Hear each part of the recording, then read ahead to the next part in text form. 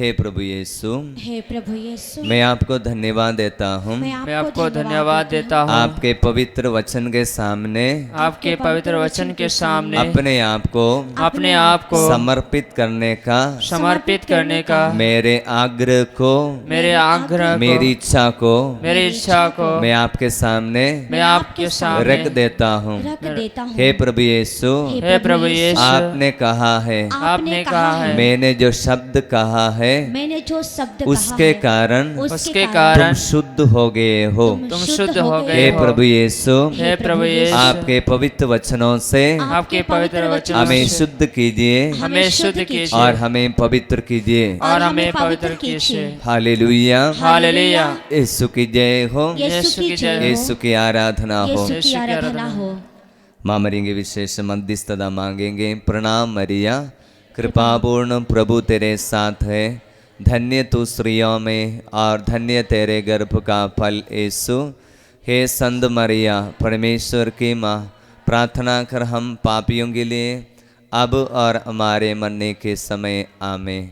पिता, पुत्र और पवित्र आत्मा की महिमा हो, जैसे वह धीमी थी अब और अनंत काल तक सदा रहेगी, आमीन। बाइबल खोलेंगे।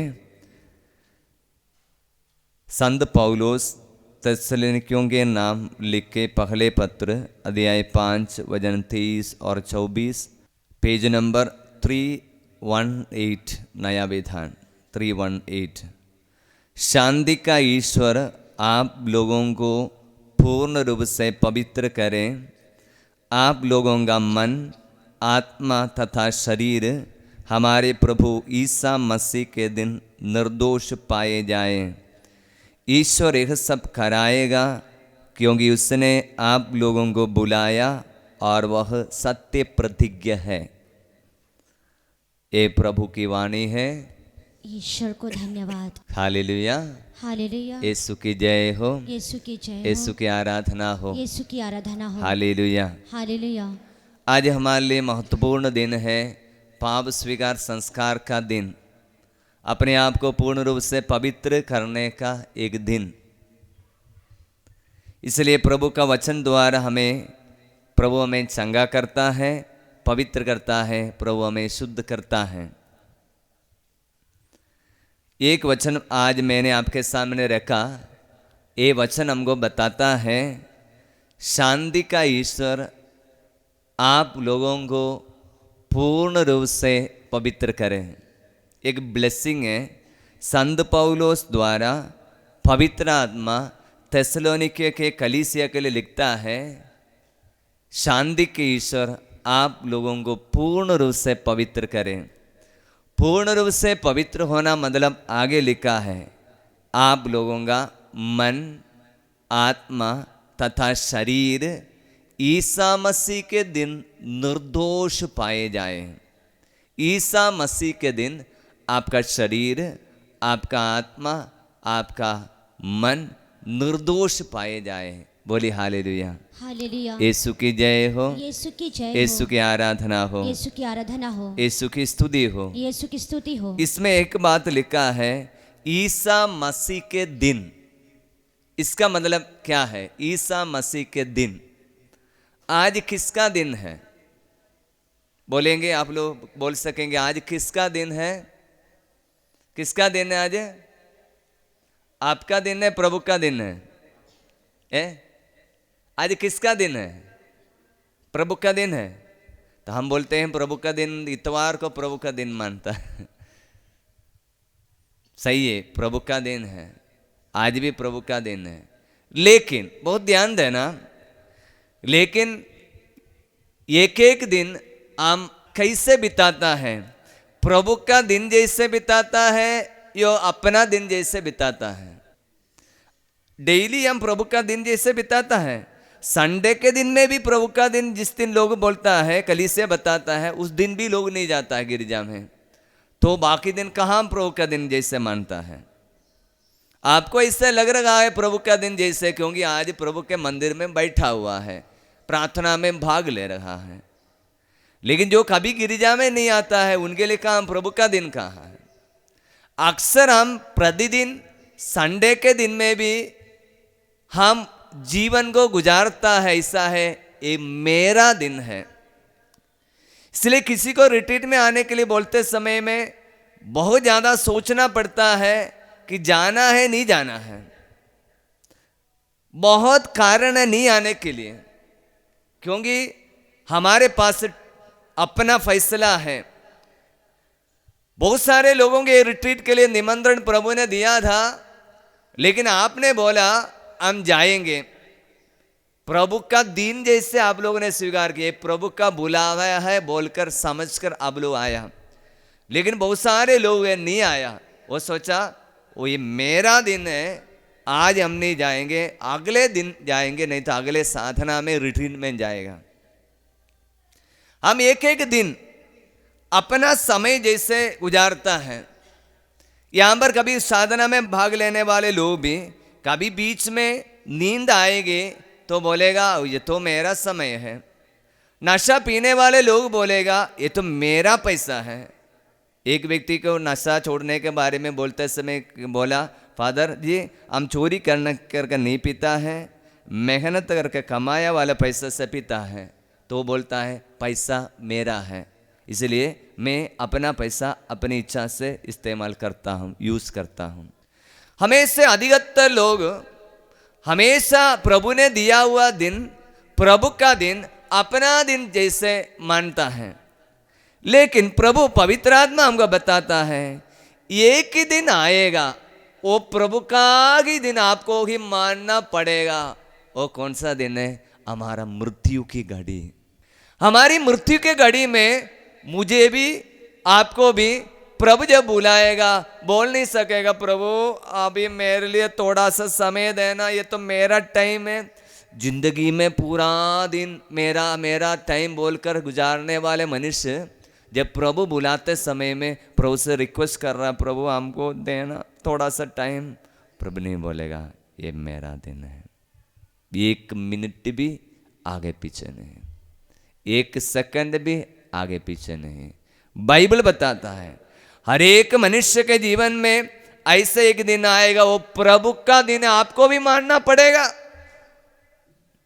मेरी देन है, मैंने आपको थोड़ी देर पहले कल के दिन में बोला मेरा जीजा जी का अचानक मृत्यु हो गया एक्सीडेंट में। वो बोल भी नहीं सकेगा, पता भी नहीं चला, अचानक गाड़ी में चल रहे थे, पेड़ पर टक्कर मारा, वही पर उनकी डेथ हो गया। सोच भी नहीं सका, बोल भी नहीं सका। तो प्रियजनों, मेरे और आपके जीवन में ऐसा घड़ी आएगा। पिछले दिन हमको कोई एक व्यक्ति बता रहा था, फादर जी मेरा चाचा का तबीयत तो थोड़ा ठीक नहीं था, सुबह उठा और मम्मी को बोला, उनकी मम्मी को बोला मेरा तबीयत ठीक नहीं, उठ नहीं पा रहा है, आप थोड़ा सा पानी लेकर आइए। मम्मी किचन की तरफ गई पानी लेने के लिए, वापस पानी लेकर आई, तब पड़ा हुआ है बिस्तर पर, उठ नहीं पाया, उनकी डेथ हो गया। ऐसा है अमलेख में से हर एक मनुष्य। लेकिन हम जीता है मेरे लिए बहुत दिन बाकी है, बहुत समय बाकी है, जैसे चाहा वैसा मेरा जीवन गुजारेंगे हम सोचता है। लेकिन पवित्र आत्मा हमको बताता है आप लोगों का मन तथा शरीर आत्मा ईसा मसीह के दिन निर्दोष पाए जाए। जब प्रभु हमको बुलाते समय में प्रभु चाहता है मेरा शरीर, मेरी आत्मा, मेरा मन निर्दोष पाए जाए, पवित्र पाए जाए। तो आप बोलेंगे जरूर फादर हम मरने के समय में अच्छा से जाएंगे, लेकिन कब किसको पता है। संत यूसुफ से हम विशेष मध्यस्थता कर रहे हैं। ये संत यूसुफ हमारे लिए पवित्र मरण के लिए प्रार्थना करना, क्योंकि संत यूसुफ मां मरियम के सानिध्य में, प्रभु यीशु के सानिध्य में उनको मरने के लिए उनको अवसर मिला, इसलिए अक्षय मृत्यु की मध्यस्थक के रूप में संत यूसुफ को हम मानता है। इस दुनिया में किसी को ऐसा मौका नहीं मिला होगा। स्वर्गीय पिता के एकलौते पुत्र बेटा यीशु का ईश्वर के सानिध्य में और यीशु के बाद में सभी संतों की उनके समक्ष मरने का ये सौभाग्य संत यूसुफ को मिला। इसलिए सभी अच्छे मृत्यु के लिए संत यूसुफ से हम प्रार्थना कर रहे हैं। प्रभु मरते समय में पाप स्वीकार संस्कार ग्रहण करके परम प्रसाद स्वीकार करने के मरने की एक इच्छा, एक पवित्र मृत्यु हम सबके लक्ष्य है। लेकिन ये कब आएगा हमको पता नहीं। इसलिए बाइबल हमको बताता है हमको हमेशा सावधान रहना चाहिए, हमारे मृत्यु के बारे में याद रखना चाहिए। एक दिन बीत गया, हमको मृत्यु के लिए एक और दिन हम आगे आ गया है, हमको सोचना पड़ेगा। इसलिए प्रियजनों, आज पाप स्वीकार संस्कार के दिन में पवित्र आत्मा हमको याद दिलाता है एक एक पाप स्वीकार ऐसे करना जैसे बाद में हमको मरने के लिए, हमको ये मरने के लिए हमारी तैयारी है, मृत्यु की तैयारी है। ये कलीसिया हमको सिखाती है, ये वचन हमको सिखाते हैं। बोली हालेलुया। इसलिए पवित्र आत्मा हमको बताता है हमारे शरीर मन आत्मा ईसा मसीह के दिन निर्दोष पाए जाए, शांति का ईश्वर आप लोगों को पूर्ण रूप से पवित्र करे। आगे एक सुंदर वचन बताता है, ये मुझे बहुत आश्वासन है, हम सभी लोगों के लिए आश्वासन है। लोग पूछेगा फादर कैसे पूर्ण रूप से पवित्र बनेगा? हम इस दुनिया में रहता है, इस दुनिया एक अपूर्ण दुनिया है, बहुत सारी कमियां हैं, उस कमियों के बीच हम लोग रहता है, इसलिए कैसे पवित्र बनेंगे? वचन हमको सांत्वना देता है। वचन 24 में ईश्वर यह सब कराएगा क्योंकि उसने आप लोगों को बुलाया और वह सत्य प्रतिज्ञा है। ईश्वर ने यह सब कराएगा और इसलिए तो आप बुलाए गए हैं। ईश्वर ये सब कराएगा क्योंकि उसने आप लोगों को बुलाया। जो ईश्वर ने आपको बुलाया वह सब कराएगा, आपको पवित्र बनाएगा। बोलिए हालेलुया। हालेलुया। कितने भी बड़े पापी हैं, पश्चातापी दिल से प्रभु के सामने आकर पाप स्वीकार करने से प्रभु बोलेगा मैं तुमको पवित्र कर रहा हूं। आज का दिन इसलिए मैंने बोला हमारे लिए बहुत महत्वपूर्ण दिन है। बोलिए हालेलुया। हालेलुया। अभी दो बात को हमको समझने के लिए है। सबसे पहले ईश्वर चाहता है हम पूर्ण रूप से पवित्र बने, लेकिन शैतान क्या चाहता है? ईश्वर की पवित्रता को हमारे जीवन से छीन लेना चाहता है। संधि योगन अध्याय 10 में वचन बताता है और चोर चुराने मारने नष्ट करने आता है, लेकिन ईश्वर का पुत्र इसलिए आया जीवन देने, परिपूर्ण जीवन देने। हम लोग इधर बैठने वाले लोगों में जीवन है लेकिन परिपूर्ण जीवन नहीं। परिपूर्ण जीवन मतलब शरीर में भी अच्छा स्वास्थ्य, मन में भी शांति, आत्मा भी स्वस्थ, पूर्णता, परिपूर्णता। ईश्वर यीशु इस दुनिया में परिपूर्ण बनाने के लिए इस दुनिया में आया। शैतान का काम है चोर है, चुराने के लिए आता है, बीमारी देखकर हमको पीड़ा देने के लिए आता है, मन की शांति को चुरा लेता है, अशांत कर देता है और हमको बहुत बेचैन कर देता है। ईश्वर की आत्मा प्रभु यीशु में परिपूर्ण बनाने के लिए आया। बोलिए हालेलुया। हालेलुया। इसलिए प्रियजनों, आज पाप स्वीकार के लिए तैयारी करते समय में पवित्र आत्मा हमको कुछ बात बताना चाहता है, किस प्रकार शैतान हमारे जीवन से ईश्वर ने दिए हुई इस आत्मा को चुरा लेता है। इसको समझने के लिए हमको समझना ये जरूरी है 7 मूल पाप के बारे में। बोलिए 7 मूल पाप। मूल पाप। 7 मूल पाप। मूल पाप। बहुत सारे पाप हैं दुनिया में। हम एक एक दिन में हमारे सोच विचार द्वारा, हमारे कार्यों द्वारा, हमारे आचरण द्वारा, हमारे बातचीत द्वारा हम डेली प्रतिदिन एक एक क्षण में बहुत सारे पाप करता है। ये सारे पापों का मूल है, मतलब जड़ है, उसमें से उत्पन्न होता है हम जो भी पाप करता है। इसको हमको थोड़ा सा समझेंगे, उस समझने के बाद में हम एक अच्छा पाप स्वीकार के लिए तैयारी कर सकेंगे। बोलिए हालेलुया। हालेलुया। आप लोग हाथों को उठाना, मेरे पीछे दोहराना। एक, बोलिए एक, घमंड। घमंड, दूसरा दूसरा लालच, लालच, तीसरा तीसरा आलसीपन, आलसीपन, चौथा चौथा पेटूपन, पेटूपन, पांचवा पांचवा वासना, वासना, छठवा छठवा जलन, जलन, सातवा सातवा क्रोध। क्रोध, पीछे से बोलेंगे, क्रोध, क्रोध, जलन, जलन, वासना, वासना, पेटूपन, पेटूपन, आलसीपन, आलसीपन, लालच, लालच, घमंड। घमंड। एक और बार, घमंड, लालच, आलसीपन, पेटूपन, वासना, जलन, क्रोध। हाथ नीचे करेंगे।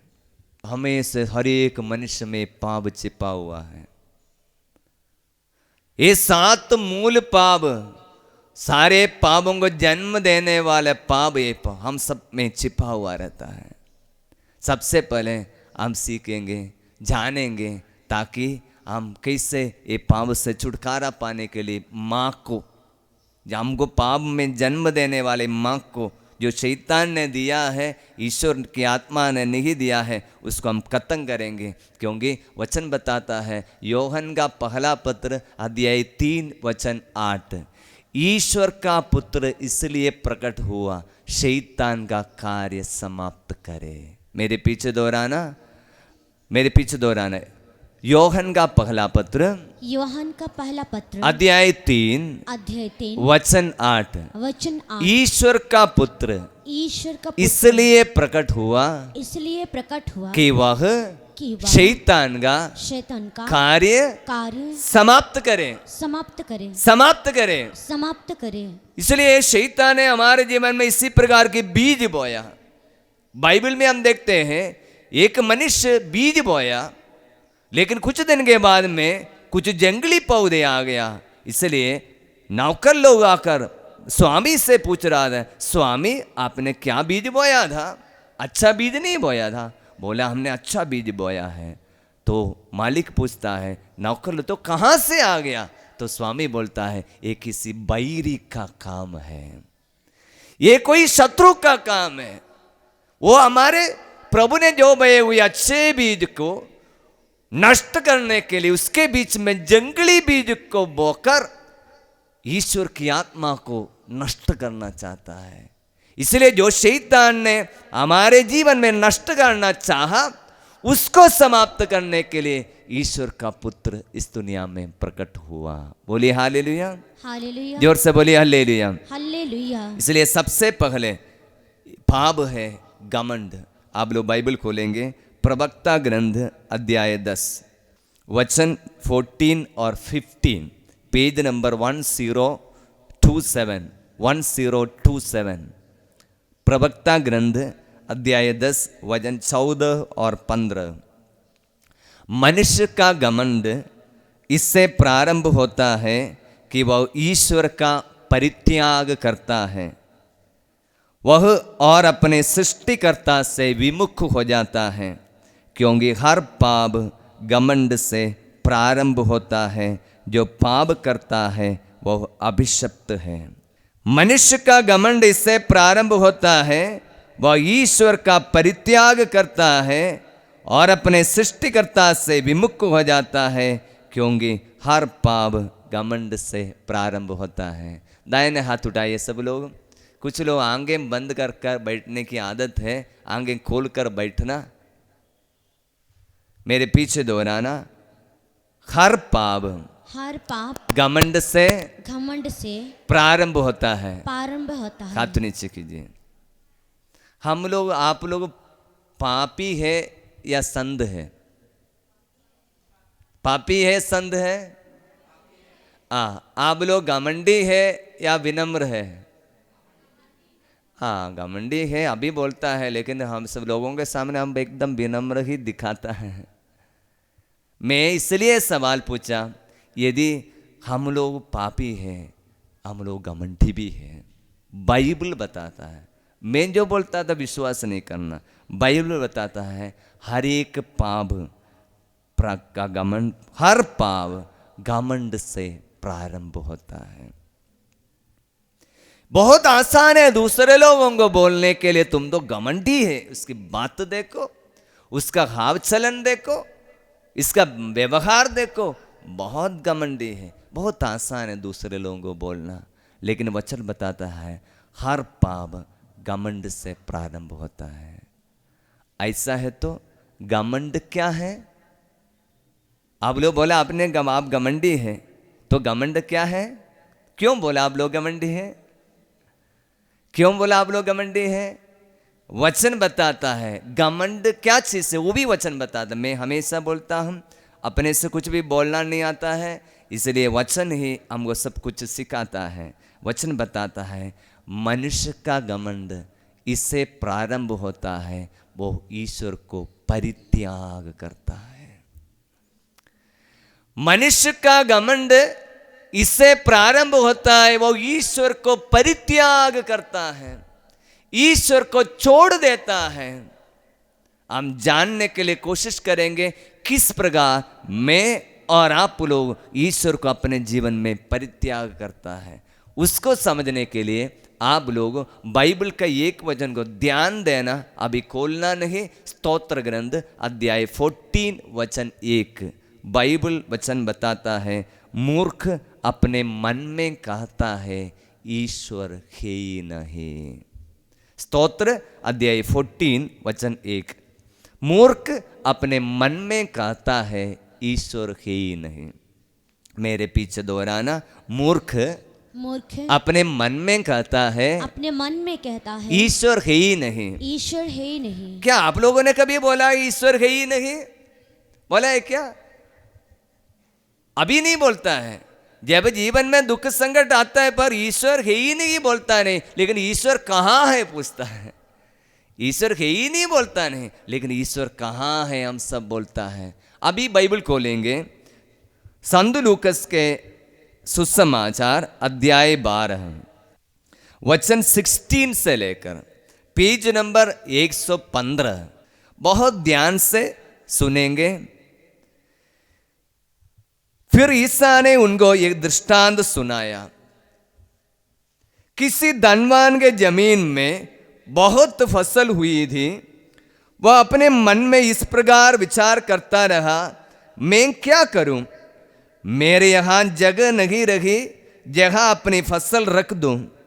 तब उसने कहा, मैं यह करूंगा, अपने भंडार तोड़ूंगा, उनसे और बड़े भंडार बनाऊंगा, उनसे अपनी सारी उपज और अपनी माल इकट्ठा करूंगा और अपनी आत्मा से कहूंगा, भाई तुम्हारे पास बरसों के लिए बहुत सा माल इकट्ठा है, इसलिए विश्राम करो, खाओ पियो और मौज उड़ाओ। परंतु ईश्वर ने उससे कहा, मूर्ख, इसी रात तेरी प्राण तुझसे ले लिए जाएंगे और तूने जो इकट्ठा किया है वह अब किसका होगा? बोलिए हालेलुया, हालेलुया, जोर से बोलिए हालेलुया, हालेलुया। यीशु की जय हो, यीशु की जय। एक मनुष्य के जमीन में बहुत फसल हुई। हम पिछले दिन में एक साधना के लिए गया, उस जगह पर चारों तरफ खेतीबाड़ी करने का जगह है। मैंने पूछा लोगों को, आप लोगों के खेतीबाड़ी में कैसे फसल अच्छा मिलता है? बोला कभी अच्छा मिलता है, कभी खराब भी होता है। इस मनुष्य के जमीन में अच्छा फसल हुआ, लेकिन एक बहुत बड़ी समस्या है, इतना ज़्यादा फसल हो गया, वो पूरा फसल को जमा करने के लिए जगह नहीं रहा। ये समस्या उसके सामने आया तो वो बैठकर सोचने लगा, मैं क्या करूं, मैं क्या करूं। तब तुरंत उसको एक आइडिया मिला। बोला, मैं ऐसा करूंगा, मेरा भंडार तो छोटा है, इसको तोड़ डालूंगा, उसे और बड़ा खड़ा कर दूंगा और उसमें अपने सारे माल इकट्ठा करूंगा और मैं अपनी आत्मा से कहूंगा, खाओ पियो मौज उड़ाओ, क्योंकि बहुत सारे बरसों के लिए माल इकट्ठा कर रखा है। बोली हालेलुया, हालेलुया, जोर से बोली हालेलुया, हालेलुया। यीशु की जय हो, यीशु की जय हो। धनवान लोगों के जीवन में इससे होता है, जिनके लिए अच्छा नौकरी है, अच्छा खेती बाड़ी है, वो अपने खेती बाड़ी पर अपनी फसल पर नहीं तो अपने नौकरी पर भरोसा रखता है, इसलिए बोला मेरी भरोसा है मेरी फसल पर, इसलिए मैं आराम करूंगा, कुछ दिन आराम करूंगा। लेकिन तुरंत प्रभु ने बोला नो, यू आर फूल, तुम मूर्ख हो। आज रात तुझसे ये जान ले लिया जाएगा, तो तूने जो कुछ इकट्ठा किया है वह किसका होगा। उसकी घमंड में ध्यान देना। स्तोत्र ग्रंथ अध्याय 14 वचन 1, मूर्ख अपने मन में कहता है ईश्वर है ही नहीं। वही शब्द आज ईश्वर के मुख से बोल रहा है, तुम मूर्ख हो, तुम भूल गया ईश्वर है ही नहीं, तुम भूल गया ईश्वर है, तुम भूल गया तुम्हारे जीवन कहां से आया है, वो ईश्वर से आया है। तुम भूल गया, तुम भूल गया तुम्हारी खेती बाड़ी हुआ किसने दिया, प्रभु ने दिया। तुम भूल गया, तुमने अच्छी खेती किया लेकिन कौन तुमको अच्छा स्वास्थ्य दिया, तुम भूल गया ईश्वर ने अच्छा स्वास्थ्य दिया है। तुम्हारा अच्छा फसल हुआ लेकिन कटाई के समय में कोई आंधी तूफान नहीं आया, कोई फसल को बर्बाद नहीं हुआ, बाढ़ नहीं आया।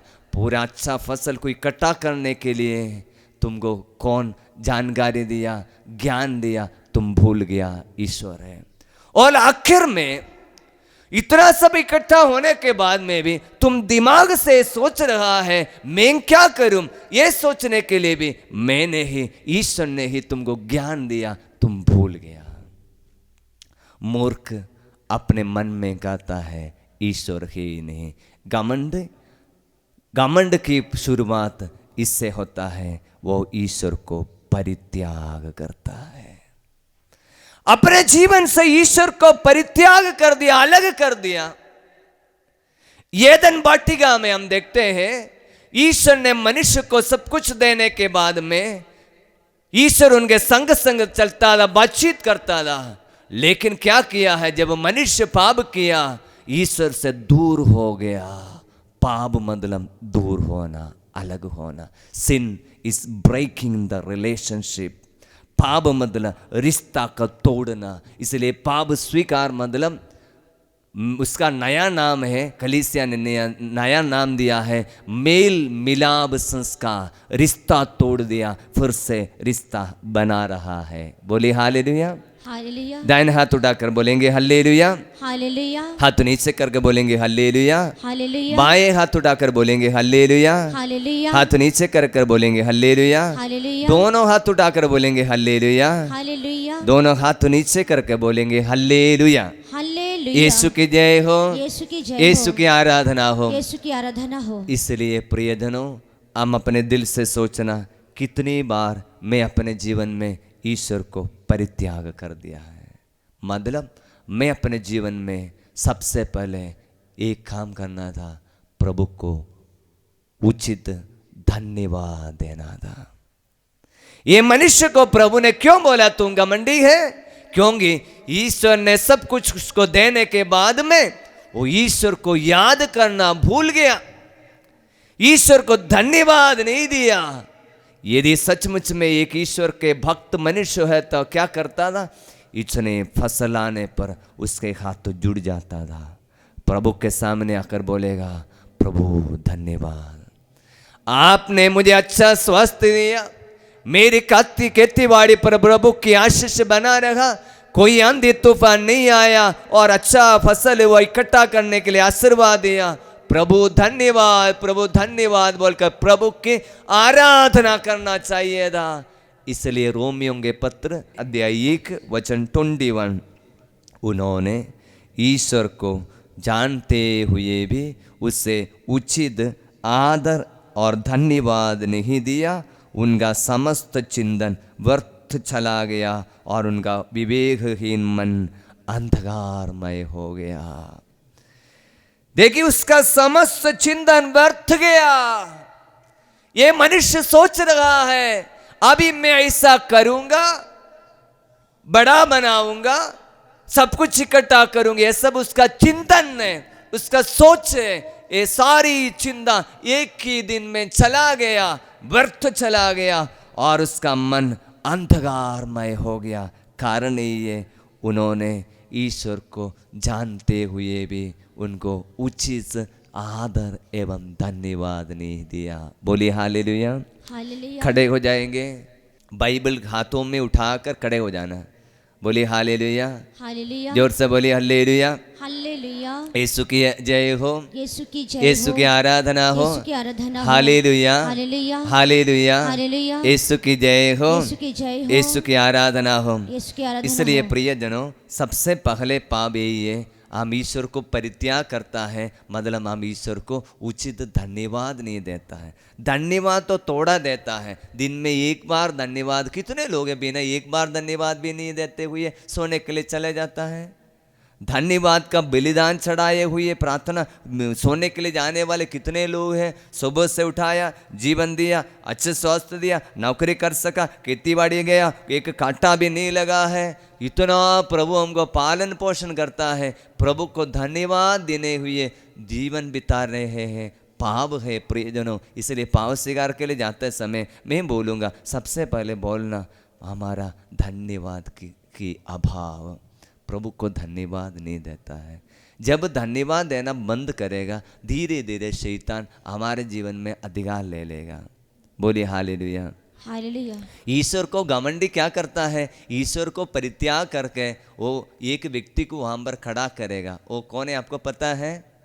ईश्वर को परित्याग करेगा घमंडी, लेकिन वहां पर खाली नहीं रखेगा, एक व्यक्ति को रखेगा। कौन है पता है? कौन है? मैं। ईश्वर को परित्याग करेगा, वहां पर अपने आप को रखेगा। इसलिए ये बात व्यक्ति 4 बार बोलता है, मैं ऐसा करूंगा, मैं तोड़ूंगा, नया बनाऊंगा और उसमें अपने सारी माल इकट्ठा करूंगा और अपनी आत्मा से कहूंगा, खाओ पियो मौज उड़ाओ। घमंडी व्यक्ति हमेशा बोलेगा मैं। जीवन में प्रभु को महत्व देने के बजाय, प्रभु को धन्यवाद देने के बजाय हर एक चीज के लिए महत्व अपने आप पर रह लेता है, वो ये घमंडी व्यक्ति। इसलिए यदि आप लोगों ने बोला हम घमंडी, याद रखना, यदि मेरे जीवन में दिए हुए आशीषों के लिए प्रभु को उचित धन्यवाद नहीं दिया, हम अपने आप के ऊपर महत्व रखा। कोई बोलता है ये मैंने किया है, ये मेरा है, मैं जानता हूँ।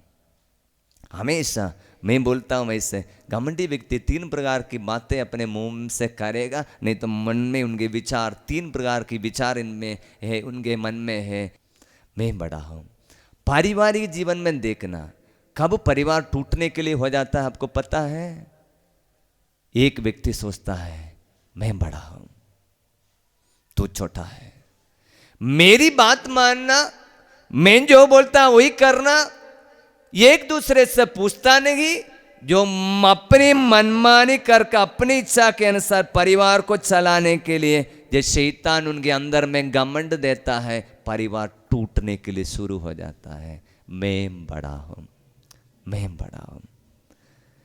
इसी प्रकार परिवार में हो, समाज में हो, बच्चे लोगों के बीच में ही हो, बच्चे लोगों के बीच में भी यही होता है। कौन बड़ा है? मैं तो बड़ा हूं, उम्र में बड़ा है, लेकिन प्रभु से बड़ा नहीं। उम्र में तो होगा, बाकी लोग तो छोटे छोटे हैं, बड़े जितना भी बड़ा है। इसलिए वचन बताता है आप लोग दूसरों को अपने से श्रेष्ठ समझो, दूसरों को अपने से बड़ा समझो। परिवार जीवन में पत्नी पति को अपने से बड़ा समझेगा, पति पत्नी को अपने से बड़ा समझेगा, वो परिवार स्वर्ग बन जाएगा। बच्चे लोग भी बड़े छोटे को बहुत आदर देता, ज्यादा प्यार करता है, उसके अंदर में प्यार बढ़ेगा, वो बड़ा हो जाए, उसको बड़ा होने दो। पूरा समाज इसके पीछे चढ़ता है, कौन बड़ा है। नेता लोग भी कौन बड़ा है बोलकर पीछे घूम रहा है, सभी इसके चौके में। इसलिए घमंडी व्यक्ति हमेशा उनके मन में ये सोच यही है, मैं बड़ा हूँ, मेरा सोच है। इसलिए हम ईश्वर को परित्याग, बहुत ध्यान से समझना, ईश्वर को परित्याग करके उस जगह पर अपने आप को रख दिया। मैं बोलूँगा, मैंने इसे किया है, मैंने इसे सोचा है। लेकिन विनम्र व्यक्ति क्या करेगा? सबसे बड़ा पाप घमंड है तो सबसे बड़ा पुण्य है विनम्रता। सबसे बड़ा पाप घमंड है तो सबसे बड़ा पाप पुण्य है विनम्रता। वो बोलेगा मैं तो पापी हूँ, मैं तो छोटा हूँ, मैं तो कुछ नहीं जानता हूँ, मैं तो नहीं जानता हूँ। इसलिए विनम्र व्यक्ति सलाह लेगा, सलाह लेगा, मदद काउंसल करेगा, कंसल्ट करेगा। ये मनुष्य के जीवन में एक प्रॉब्लम आ गया था, ये प्रॉब्लम है, ये बहुत ज़्यादा फसल है। इसलिए वो क्या किया है? स्वयं फैसला ले लिया। पाप, बहुत ध्यान देना, स्वयं फैसला ले लिया, मैं इसे करूँगा। यदि विनम्र व्यक्ति है तो वो क्या करता था? वो बोलेगा प्रभु के सामने घुटने टेकन, प्रभु आपने इतना फसल हमें दिया है, मैं क्या करूं प्रभु? प्रभु बोलेगा थोड़ा अंदर सही बैठना काफ़ी है, प्रभु आपसे बात करेगा। प्रभु बोलेगा बेटा देखो इतना सारा फसल मैंने दिया है, लेकिन पड़ोसी को देखो जिनका इस साल फसल खराब हो गया है, उनके लिए इस साल भोजन के लिए कुछ नहीं है, और बहुत सारे लोग हैं, गरीब लोग घूमता है। इसलिए तुम्हारे लिए जो ज़रूरत है, ये तुम्हारा बखार को तोड़ने की ज़रूरत नहीं, उसमें जितना चाहिए भर दो, जो एक्स्ट्रा आया है गरीबों में बांटो जिनके पास कुछ नहीं है। प्रभु बोलेगा विनम्र व्यक्ति सलाह लेगा। पाप स्वीकार में बताना, हम एक दूसरे से सलाह नहीं लेता, मदद नहीं मांगता, इसी प्रकार हम नष्ट हो जाता है। प्रार्थना मतलब ही ये प्रभु की सहारा लेना है, मदद करना है। एक पति पत्नी, एक मम्मी मेरे पास आई और बोला फादर जी मेरा पति से बहुत बड़ा प्रॉब्लम है, अब नशा पीकर इतना तकलीफ़ करता है, इतना परेशान करता है, इसलिए हमको बहुत तकलीफ़ है, मैं रह नहीं सकता, इसलिए मैं घर से आ गया, बच्चे को भी घर में रखा है। वो पत्नी मेरे पास बैठी है। यहाँ पर ऐसे कम लोगों को हम देखा है, रिट्रीट में आने पर लोग काउंसलिंग के लिए मजबूरी में बैठकर काउंसलिंग के लिए मदद मांगता है। घर में इससे समस्या लेकर आया, प्रार्थना मांगने के लिए, सलाह लेने के लिए आई। मैं इसको बोला अच्छा किया आपने, आपके जीवन के संकट के समय में आप काउंसलिंग करने के लिए आई, मदद लेने के लिए आई, इसलिए मैं बोला आपको परिवार की समस्या दूर हो जाएगा। उस तरह बोलने के बाद में मैंने बोला पति तो नशा पीता होगा, लेकिन आपके अंदर में भी कुछ कमियां होगा, इसलिए हम अच्छा एक तैयारी करके एक पाप स्वीकार करना। पाप स्वीकार के लिए दूसरे फादर के पास भेजा। उसके बाद में पाप स्वीकार खत्म हो गया, गिरजा से बाहर आया, या गिरजा के समय में भी फोन आता है, उसका पति का फोन आता है, उसका पति का फोन आता है और उसका बात सब हो गया। इसे बोला मैं गिरजा में आया है, ऐसे प्रार्थना मांगने के लिए आया। पत्नी ने बोला जल्दी तुम वापस घर लौटाओ, मैं तुमको लेने के लिए आ रहा हूँ। देखिए जीवन के हमारी कमियों के समय में प्रभु के सामने कमी को स्वीकार किया, पश्चाताप किया, पाप स्वीकार किया है, विनम्रता का पाठ है। बहुत सारे लोग अपने पाप छिपा देता है, स्वीकार करना नहीं चाहता है। साधना क्या है? विनम्रता है। आपको खड़े बैठे रहने वाले लोग आराम से बैठे रह गए तो नींद आएगा, इसलिए मैंने आपके खड़ा करके रखा है। ये आपका विनम्र बनाने की एक ट्रेनिंग भी है, प्रभु के सामने विनम्र रहना। क्योंकि संत पेतरुस का पहला पत्र अध्याय 5 में वचन बताता है आप शक्तिशाली ईश्वर के सामने विनम्र बने रहो, आओ आपको उपयुक्त समय में ऊपर उठाएगा। आप शक्तिशाली ईश्वर के सामने विनम्र बने रहे, वह आपको उपयुक्त समय में ऊपर उठाएगा। पेतरुस का पहला पत्र अध्याय 5 वचन 8। हम लोग क्या करता है? हम ऊपर उठने के लिए कोशिश कर रहा, उठने के लिए मेहनत कर रहा है, और बड़ा है बड़ा भी बोलता भी है, लेकिन उठता ही नहीं। कारण क्या है? हम स्वयं उठाने के लिए कोशिश करता है, उठता नहीं। लेकिन हमको क्या करना चाहिए? शक्तिशाली ईश्वर के सामने विनम्र बने रहना, साधना में बीच में भाग लेना, मिसा में, संडे में गिरजाघर में जाना, घर में पारिवारिक प्रार्थना करना। इसी प्रकार प्रभु को छोड़कर, प्रभु को त्यागना घमंड पाप है। तो ईश्वर के साथ मिलकर एक जीवन बिताना, जिसने आपको जोड़ा है उसको छोड़कर जीवन नहीं, असंभव है बोलकर विनम्रता से स्वीकार करने से वचन बताता है शक्तिशाली ईश्वर के सामने आप विनम्र बने रहे और आपको उपयुक्त समय में ऊपर उठाएगा। बहुत सारे लोग ऊपर उठने के लिए कोशिश करता है, उठता ही नहीं, क्योंकि स्वयं उठने के लिए कोशिश करता है। प्रिय भाई और बहन, प्रभु के सामने छोड़ देना, वो आपको उठाएगा। मैं थोड़ा सा ज़्यादा जोड़कर बताऊंगा। प्रभु हमको ऐसा उठाएगा, हमारे शत्रु हमको देखकर जलन करने जैसे उठाएगा। आपको निंदा करने वाले लोग, आपको तिरस्कार करने वाले लोग, आप प्रभु के सामने विनम्र बनते समय में इतना उठाएगा, लोग आपको इतना जलन करने जैसे ऊपर उठाएगा। ये प्रभु। बोलिए हालेलुया, जोर से बोलिए हालेलुया। हालेलुया, यीशु की जय हो, यीशु की जय हो, यीशु की आराधना हो, यीशु की आराधना। हालेलुया। हालेलुया। इसलिए प्रियजनों, सबसे बड़ा पाप घमंड है, तो सबसे बड़ा पुण्य है विनम्रता। वचन सुनने के लिए बीच बीच में आना, रिट्रीट में आना, साधना में भाग लेना, प्रार्थना में जाना, डेली हर एक महीने में कम से कम पाप स्वीकार के लिए जाना, आध्यात्मिक बातों के बारे में सोचना एक विनम्रता है। बोलिए हालेलुया, हालेलुया, जोर से बोलिए हालेलुया। हालेलुया। यीशु की जय हो, यीशु की जय हो, यीशु की आराधना हो। यीशु की आराधना इसलिए हो। मैंने बोला, सबसे पहले बोला, घमंडी व्यक्ति बोलेगा मैं बड़ा हूँ, लेकिन विनम्र व्यक्ति बोलेगा मैं जीरो हूँ, जीरो। प्रभु बड़ा, प्रभु बड़ा। प्रभु के बिना नहीं सकता है, जी नहीं सकता है। मुझे चाहिए प्रार्थना, मुझे प्रार्थना। इसलिए पिछले दिन कोई हमारा सिस्टर कभी कभी बोलता है, फादर रिट्रीट के लिए जा नहीं सकता है, काम है। तुम्हारे एक सिस्टर है, बोलता है लो सब पे, लो सब पे, मतलब लो सब पे मतलब आपका नहीं जाना काम के लिए, उसका पैसा अभी नहीं चाहिए बोलकर छुट्टी मांग कर आना। 4 दिन का हमको काम भी नहीं चाहिए, हमको पैसा भी नहीं चाहिए भाई, हमको प्रभु के साथ बैठना ही बैठना है। ऐसे सवाल ही नहीं, हमको रिटर्न के लिए टाइम नहीं, काम है, नौकरी है, सवाल ही नहीं। पैसा छोड़ो, 4 दिन का पैसा ही नहीं चाहिए, हमको प्रभु के पास बैठना है। ये विनम्रता है। बोलिए हालेलुया, हालेलुया, जोर से बोलिए हालेलुया। हालेलुया। यीशु की जय हो, यीशु की जय हो, यीशु की आराधना हो। यीशु की आराधना इसी हो। प्रकार विनम्र बनना, अपने आप को बड़ा प्रभु के सामने स्वीकार करना, प्रभु को छोड़कर। ये धनवान के समय में प्रभु हम सबको बोलेगा तुम मूर्ख हो। जीवन देने वाले को भूल जाता है, पालनहार को भूल जाता है, संभालने वाले को भूलकर प्रभु को बिना धन्यवाद दिए एक जीवन बिताना। 2 जन हाथ पकड़िए। अभी 3 लोग बैठा है, थोड़ा सा मिस्टेक हो गया है।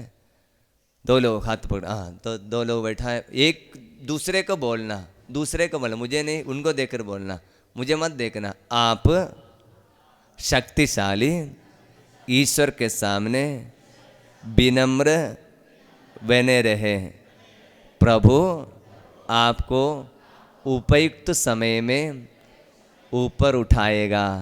बोलिए हालेलुया। सबसे बड़ा पाप घमंड। घमंड का सबसे पहली बात, मैं बड़ा है सोचता है, प्रभु को छोड़कर अपने आप को रखना। दूसरा, मैं बड़ा है बोल दिया, वो तो हो गया, मैंने बोला उसको देने, अपने आप को छोटा बनाना।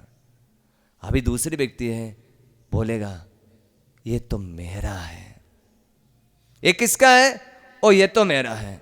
ये कपड़ा तो मेरा है, वो मैंने तो कमाया है, वो मेरी है। ये पत्नी तो मेरी है, बच्चा तो मेरा है। सब कुछ के लिए मेरा मेरा मेरा बोलता है। इसलिए धनवान ऐसे किया है, मेरे लिए तो बहुत फसल है, मेरा है। इसलिए वचन बताता है, कुरिन्थियों का पहला पत्र अध्याय 4 वचन 7। मैंने बोला हर एक सवाल के लिए पवित्र आत्मा वचन द्वारा हमको बताता है। पवित्र आत्मा हमको बताता है कौन आपको दूसरों की अपेक्षा अधिक महत्व देता है। आपके पास क्या है जो आपको ना दिया गया है, और यदि आपको सब कुछ दान में मिला है तो इस पर गर्व क्यों करते हो, मानो यह सब ना दिया गया हो। Hallelujah, hallelujah. बाइबल आपको पूछता है आपके पास क्या है जो आपको ना दिया गया है। पक्का हिंदी है। आपके पास क्या है जो आपको ना दिया गया है। मैं अभी मुझे देखना, आपके पास क्या कुछ है जो आपको ना दिया गया है, मतलब दूसरे लोगों ने नहीं दिया है, ऐसा कुछ चीज आपके पास है क्या? है?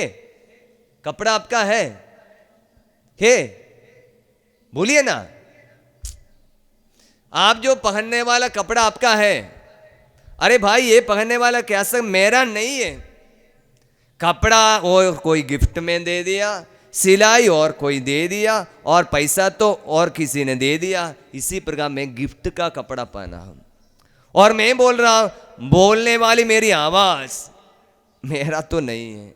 यदि मेरा है तो हमेशा मेरा अपने पास रहता है। इसलिए प्रभु हमको ये समझाने के लिए, ये आवाज़ मेरा नहीं है समझाने के लिए कभी कभी आवाज़ बंद हो जाता है, निकलता ही नहीं। कभी कभी खांसी सब आता है, याद करने के लिए ये आवाज़ तुम्हारा नहीं। बोलिए हालेलुया, हालेलुया।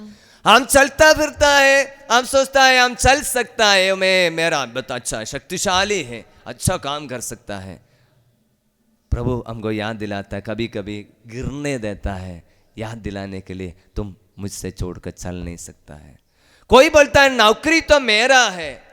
अरे तुमको नौकरी, कितने लोग बिना नौकरी से, बिना खेती बाड़ी से रास्ते में भटक के रहता है, भीख मांगते हुए रहता है। नहीं प्रियजनों, हमारे पास कुछ नहीं। बाइबल बताता है आपके पास क्या है जो आपको ना दिया गया हो। और यदि आपको सब कुछ दान में मिला है तो आप इस पर गर्व क्यों करते हो, मानो ये सब ना दिया गया हो।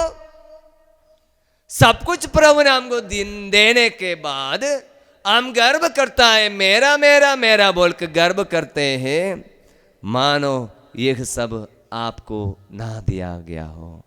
When everything is given as a gift, then why do you feel proud of it? सब कुछ दान में मिला है तो आप किस बात पर गर्व करते हो। प्रियजनों, घमंडी व्यक्ति बोलेगा मेरा मेरा मेरा। वचन बताता है आपके पास कुछ भी नहीं आपका। इसलिए विनम्र व्यक्ति बोलेगा मेरे पास कुछ भी नहीं है। वचन बता दे आपके पास कुछ भी नहीं अपना, सब कुछ दान में मिला है। इसलिए हमें गर्व नहीं करना चाहिए। इसलिए हमारे गर्व के कारण हम बहुत बड़ा पाप करता है। हम सब कुछ अपने पास रखता है, लालची बन जाता है, घमंड के कारण दूसरों को नहीं देता है, इकट्ठा करके मेरा है बोल को, उसी के लालच में लड़ाई झगड़ा सब होता है हमारे जीवन में। ये मेरा मेरा विचार आता है, छोड़ने के लिए तैयार नहीं, छोड़कर देने के लिए तैयार नहीं, मेरा है बोल कर रखता है।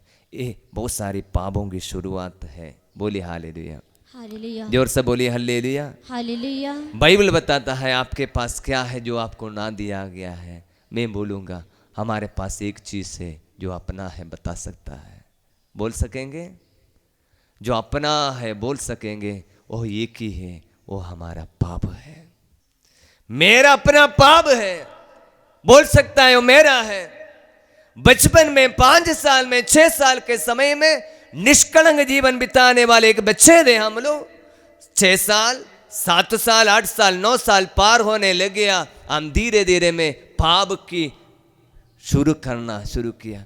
पहले चोरी करना नहीं जानता था, झूठ बोलना नहीं आता था, गाली बोलना नहीं आता था, गंदी बात कभी भी मुंह से नहीं निकलता था। आज ही मुंह मोल से बोलने से निकलने से खोलने से ही गंदी बात मुंह से निकलता है। कुछ लोग मुंह खोलते झूठ बोलता है, गाली देता है, चोरी करता है। ये सब हमारा अपना अपना स्वभाव है। बोले हालेलुया, हालेलुया, जोर से बोले हालेलुया।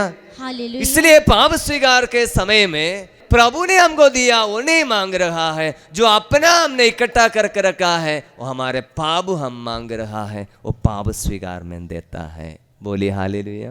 हालेलुया। मेरी बात आपको समझ में आ रही है? हम पाप स्वीकार में प्रभु ने जो दिया वो नहीं दे रहा है। प्रभु ने हमें आत्मीय जीवन दिया था। ईश्वर ने कैसे मनुष्य को बनाया था? ईश्वर ने मनुष्य को अपना प्रतिरूप बनाया था। ईश्वर ने मनुष्य को अपने प्रतिरूप बनाया, ईश्वर के गुण में हमें बनाया था। लेकिन शैतान हमारे जीवन में अधिकार ले लिया, क्योंकि ईश्वर की इच्छा के विरुद्ध हमने जब पाप किया, शैतान हमारे जीवन में दे दिया। वो सब हम प्रभु को दे देंगे पाप स्वीकार संस्कार द्वारा। बोलिए हालेलुया, हालेलुया, जोर से बोलिए हालेलुया।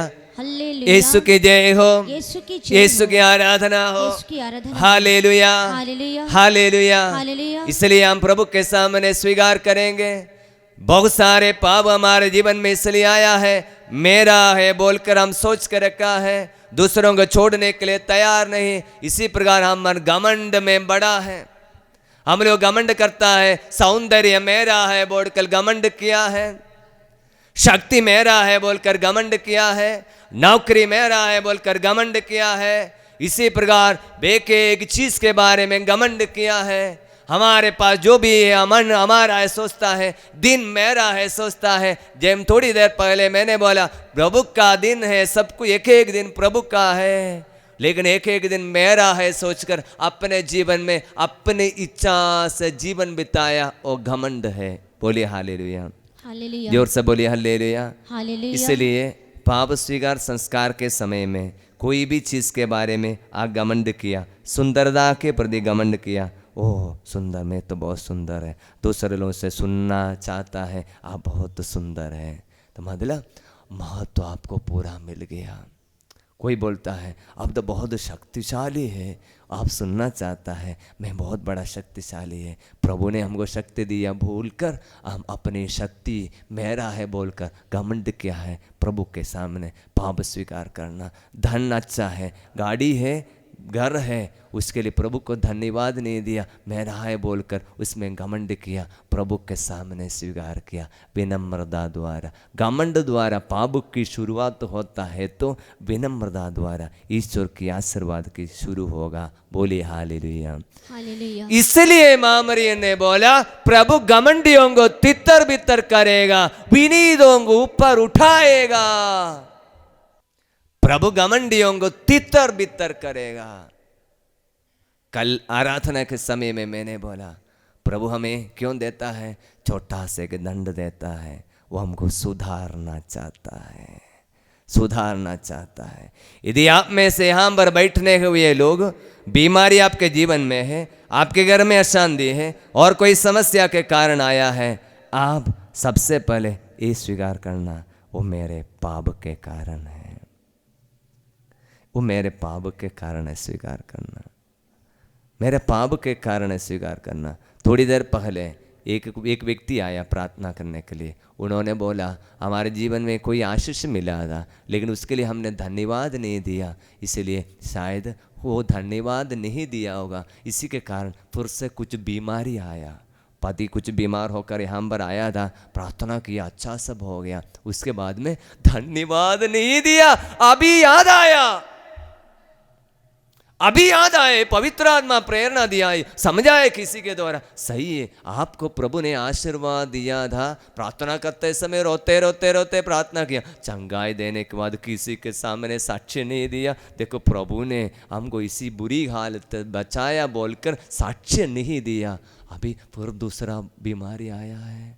इसी प्रकार है हर चीज के लिए महत्व प्रभु को देना। बोलिए हालेलुया, जोर से बोले हालेलुया, हालेलुया। कोई सोचता है रिट्रीट सिर्फ दुर्बल, बीमार, अयोग्य, कमजोर लोगों के लिए नहीं, रिट्रीट सबके लिए है।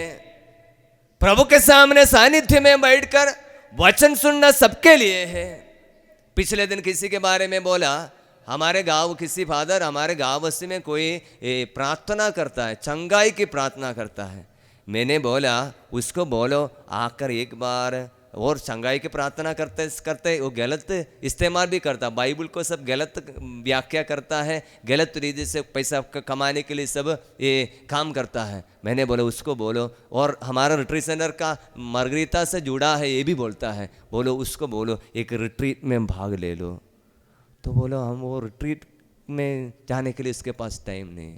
सेवा कर रहा है, सेवा कर रहा है, चंगाई की भी सेवा कर रहा है, और लेकिन कुछ दिन आकर प्रार्थना करने के लिए उनके पास टाइम नहीं है। मैंने बोला अरे भाई हम फादर लोग प्रभु की सेवा करते हैं, लेकिन साल में एक बार प्रभु के पास बैठकर रिट्रीट के लिए तो हम भी जाता है। वो इतना सेवक है बोलकर उनके लिए उनके पास टाइम नहीं है, मतलब शैतान उनके ऊपर जीवन में अधिकार करेगा। वो बोलेगा धीरे धीरे बोलेगा देखो मुझे वरदान मिल गया है, इसलिए वरदान के लिए हम काम कर रहा। ऐसे लोग गांव बस्ती में सेवा करने वाले लोग तितर बितर होते हुए हमने देखा है। बोली हालेलुया, हालेलुया, जोर से बोली हालेलुया, हालेलुया, यीशु की जय हो, यीशु की जय, यीशु की आराधना हो, यीशु की आराधना, हालेलुया, हालेलुया। इसलिए हर एक मनुष्य को विनम्र बनना पड़ेगा। विनम्र कितना है, संत पौलुस हमको लिखता है कोई भी इतना नहीं बनेगा। विनम्रता का बहुत बड़ा पाठ है, प्रभु यीशु हमको बताता है फिलिपियों के पत्र द्वारा।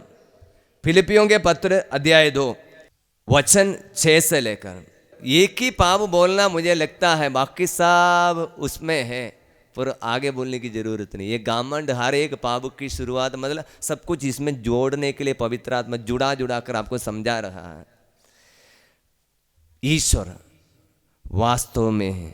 प्रभु यीशु के बारे में संत पौलुस बताता है फिलिपी अध्याय 2 वचन से, वह वास्तव में ईश्वर थे, उनको पूरा अधिकार था, वह ईश्वर की बराबरी कर सकता था। फिर भी उन्होंने दास का रूप धारण कर तथा मनुष्यों के समान बनकर अपने को दीनहीन बना लिया। और खत्म नहीं हुआ, मनुष्य बनकर ईश्वर, मनुष्य बनकर दीनहीन बना लिया, विनम्रता। और खत्म नहीं हुआ, उन्होंने मनुष्य का रूप धारण करने के बाद मरण तक, हाँ क्रूस मरण तक आज्ञाकारी बनकर अपने को भी और भी दीन बना लिया। इसलिए विनम्रता के लिए कोई लिमिट नहीं है। कोई भी मनुष्य बनना है तो प्रभु यीशु के समान बनने के लिए संत पौलुस हमको बताता है आप लोगों का मनोभाव ईसा मसीह के मनोभाव के अनुसार बन जाना चाहिए। ईसा मसीह का मनोभाव यही है, ईश्वर थे, मनुष्य बनकर मनुष्यों के समान रहा, पूरा नहीं हुआ, और दीनहीन बनाने के लिए, मरण के लिए वो तैयार हो गया। साधारण मरण नहीं, क्रूस पर सबसे बड़े डाकू को मिलने वाले मृत्यु को स्वीकार करने के लिए तैयार हो गया। क्यों? और दीनहीन बनाने के लिए वो आज्ञाकारी बनकर अपने को और भी दीनहीन बना लिया।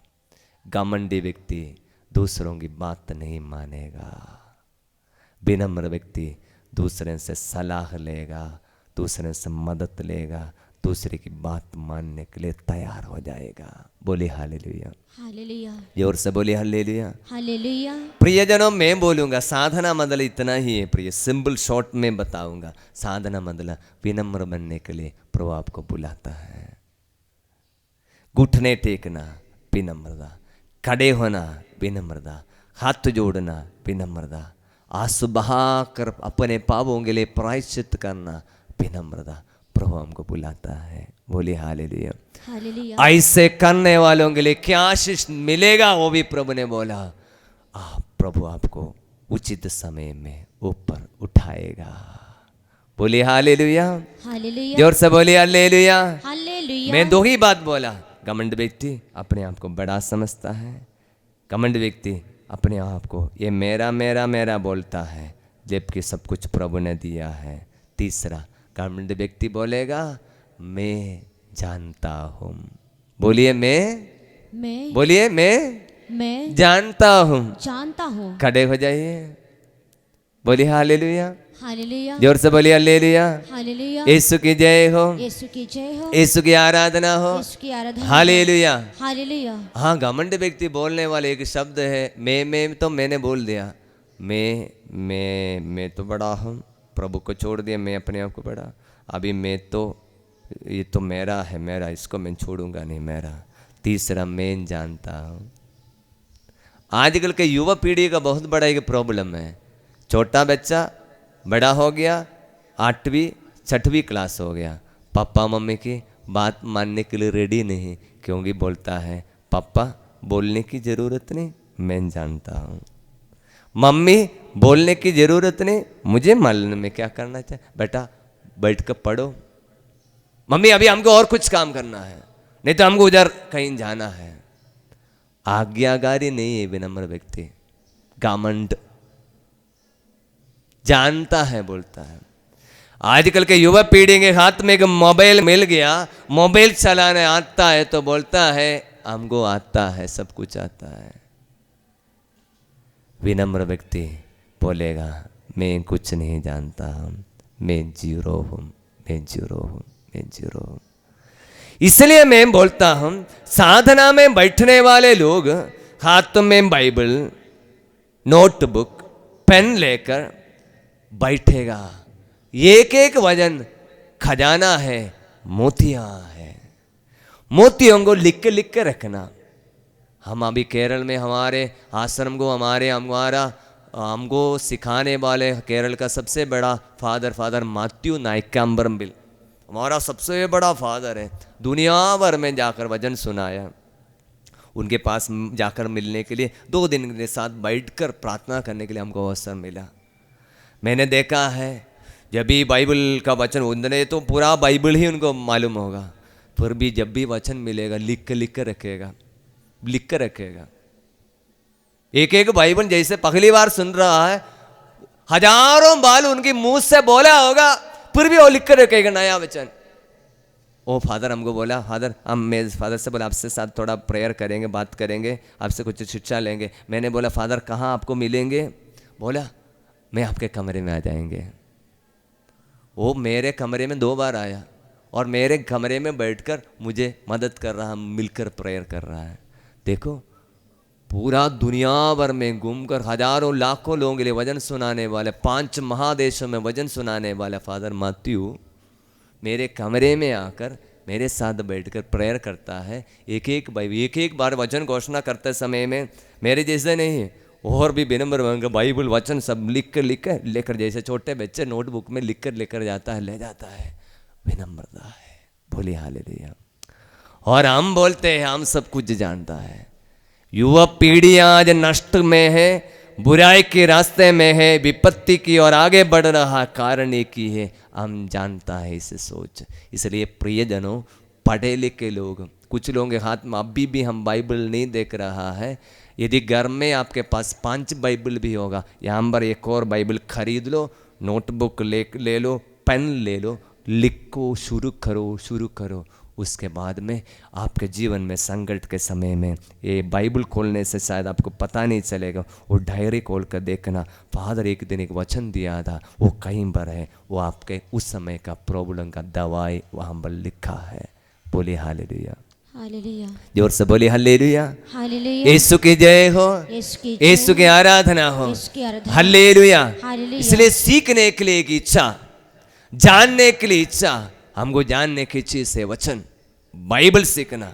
कल मैंने बोला इसलिए तो आप लोग भ्रम में पड़े हैं, ना तो धर्म ग्रंथ जानते हैं और ईश्वर की शक्ति। संत मार्कुस अध्याय 12 वचन 24, ना कुछ नहीं जानता है, ना तो धर्म ग्रंथ जानते हैं, ना तो ईश्वर की शक्ति, इसलिए हम भटक जाता है। बोले हालेलुया, हालेलुया, जोर से बोले हालेलुया, हालेलुया। इसलिए एक पाप के बारे में मैंने बोला, ये पाप हमारे हर एक क्षेत्र में जाता है। एक एक पाप का कारण हमारे अंदर के घमंड है। मैं बड़ा हूं, ये मेरा है, मैं जानता हूं। इसलिए विनम्र बनने के लिए आज पाप स्वीकार संसार के समय में प्रभु आपको बुलाता है। पश्चाताप से एक एक पापों को प्रभु के सामने स्वीकार करना। बोलिए हालेलुया। हालेलुया। दूसरा पाप है लालच। बोलिए लालच। लालच मतलब क्या है? लालच मतलब इंग्लिश में ऐसे बोलता है, disordered desire for the things of the world. जरूरत से भी ज्यादा लगाव इस दुनिया की चीजों से। हमको इस दुनिया में जीने के लिए चाहिए रोटी, कपड़ा, मकान। चाहिए नहीं चाहिए? लेकिन जरूरत से ज्यादा नहीं चाहिए जीने के लिए। बाइबल को लेंगे, तिमोथी का पहला पत्र अध्याय 6 वचन 9। जो लोग धन बटोरना चाहते हैं वे प्रलोभन एवं फंदे में पड़ जाते हैं और ऐसी मूर्खतापूर्ण तथा हानिकार वासनाओं के शिकार बनते हैं जो मनुष्यों के पतन और विनाश के गर्त में ढकेल देती है। बाइबल बताता है एक और वचन, क्योंकि धन का लालच सभी बुराइयों का जड़ है। इसी लालच में पड़कर कई लोग विश्वास के मार्ग से भटके और उन्होंने बहुत सारी यंत्रणाएं झेली है। हजारों वर्ष पहले पवित्र आत्मा ने हमको बताया आज मनुष्य बहुत सारी यंत्रणाएं क्यों झेल रही है। बाइबल में लिखा है लालच में पड़कर कई लोग विश्वास के मार्ग से भटके बहुत सारी यंत्रणाएं झेल रही है, कष्ट झेल रही है। बोलिए हालेलुया। हालेलुया। प्रियजनों, मुझे मालूम है कोई नया बिजनेस शुरू करने के लिए एक तो अच्छा बिजनेस तो चल रहा है, थोड़ा और बिजनेस हो जाएगा सोचकर इधर उधर से पैसा ऋण में लेगा, उधार में ले लेगा, उधार दे नहीं सकेगा, बिजनेस भी खत्म हो जाएगा। उसके बाद में मनुष्य कर्ज बन जाता है, उसके बाद में यंत्रणाएं सहता है। गिरजा जोना बंद कर दिया, घर में लड़ाई झगड़ा आ गया, पर पूरा प्रॉब्लम में परेशान है। कितने परिवारों का हम जानता है। बाइबल बताता है बहुत सारे लोग बहुत सारी यंत्रणाएं जल रही हैं, लालच के कारण है। बोली हालेलुया। हालेलुया। यीशु की जय हो, यीशु की जय हो, यीशु की आराधना हो, यीशु की आराधना। हालेलुया। हालेलुया। बाइबल बताता है इस लालच सभी बुराइयों का जड़ है, ये माता है, इसी से बहुत सारे पाप उत्पन्न होता है। ये जड़ है, लालच जड़ है हमारे हर एक मनुष्य के जीवन में है। इब्रानियों के पत्र अध्याय 13 वचन 5 पेज 352 पेज 352। आप लोग धन का लालच ना करें, जो आपके पास है उससे संतुष्ट रहे, क्योंकि ईश्वर ने स्वयं कहा है मैं तुमको नहीं छोड़ूंगा, मैं तुमको कभी नहीं त्यागूंगा। इसलिए हम विश्वस्त होकर ये कह सकते हैं जो प्रभु मेरी सहायता करता है मनुष्य मेरा क्या कर सकता है। आप लोग धन का लालच ना करें, जो आपके पास है उससे संतुष्ट रहे। बोलिए हालेलुया। जोर से बोलिए हालेलुया। यीशु की जय हो, यीशु की आराधना हो। इधर देखिए, आप लोगों के अंदर कभी कभी लालच आता है नहीं आता है? पड़ोसी के मुर्गी को देखने से थोड़ा मिलने से अच्छा है तो हमारे अंदर लालच आता है। क्यों ऐसे आता है लालच? क्यों लालच आता है? क्यों लालच आता है? कारण बता सकता है? बाइबल बताता है कारण क्यों लालच। आप लोग धन का लालच ना करें, आपके पास है उससे संतुष्ट रहें। हमारे पास है उससे संतुष्टि नहीं है, उससे खुश नहीं है, हम लोग हैप्पी नहीं है। प्रभु ने हमको अच्छा खेतीबाड़ी दिया, उससे संतुष्ट नहीं। पड़ोसी को देखने से उनके पास बहुत है, उसको भी मिलने के लिए एक आकांक्षा। हमारे पास कपड़ा है, काफी है, लेकिन टीवी में देखने से, नहीं कि आपका दोस्त अच्छा कपड़ा पहनने से, एक नया चप्पल पहनने से, देखने से हम खुश नहीं है, हम उसको भी पाने की इच्छा हमारे अंदर आ जाता है। Today's world is world of materialism, मतलब भौतिकवाद।